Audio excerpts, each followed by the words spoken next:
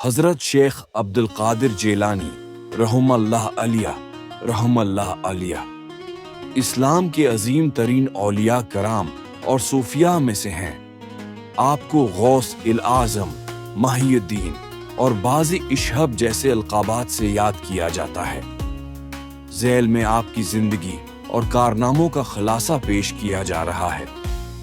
نام و نسب: پورا نام سید محی الدین عبد القادر بن موسی بن عبداللہ، لقب غوث العظم، محی الدین کنیت، ابو محمد، نسب آپ حسنی و حسینی سید ہیں، یعنی آپ کا سلسلہ نسب والد کی طرف سے امام حسن علیہ السلام سے اور والدہ کی طرف سے امام حسین علیہ السلام سے جا کر ملتا ہے۔ پیدائش: تاریخی پیدائش 470 ہجری 1017 یا 1078 عیسوی۔ مقام پیدائش: جیلان، گیلان، موجودہ ایران کے علاقے میں واقع ایک شہر۔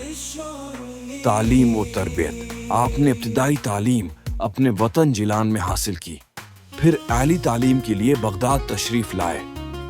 وہاں آپ نے تفسیر، حدیث، فقہ، نحو، لغت، منطق اور تصوف میں کمال حاصل کیا۔ آپ فقہ حنبلی کے بڑے عالم بنے۔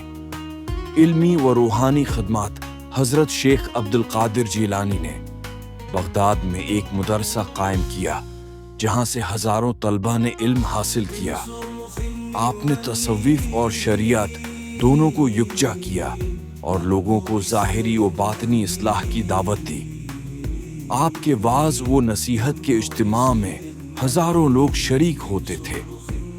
کمالات و کرامات: آپ کی بے شمار کرامات مشہور ہیں، مثلاً غیب سے مدد ملنا، دور دراز کے لوگوں کے حالات جاننا، حاجت مندوں کی دعا سے مراد پوری ہونا، غوث العظم یعنی اولیاء میں سب سے عالی مددگار ہونے کا لقب اسی وجہ سے مشہور ہوا۔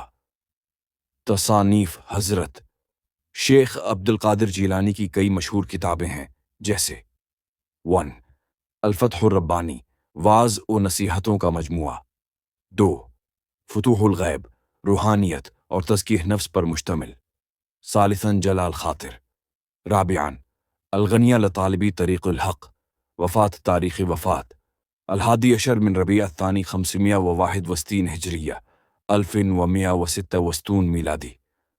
مقام وفات: بغداد شریف، عراق، مزار مبارک بغداد میں واقع ہے، جہاں ہر سال لاکھوں زائرین حاضری دیتے ہیں۔ عرس 11 ربیع الثانی کو منایا جاتا ہے، جو 11ویں شریف کے نام سے مشہور ہے۔ تعلیمات: حضرت غوث العظم کی تعلیمات کا خلاصہ یہ ہے: شریعت پر مکمل عمل، دل کی پاکیزگی، عاجزی و انکساری خدمتی خلق اللہ تعالی پر توکل اور محبت۔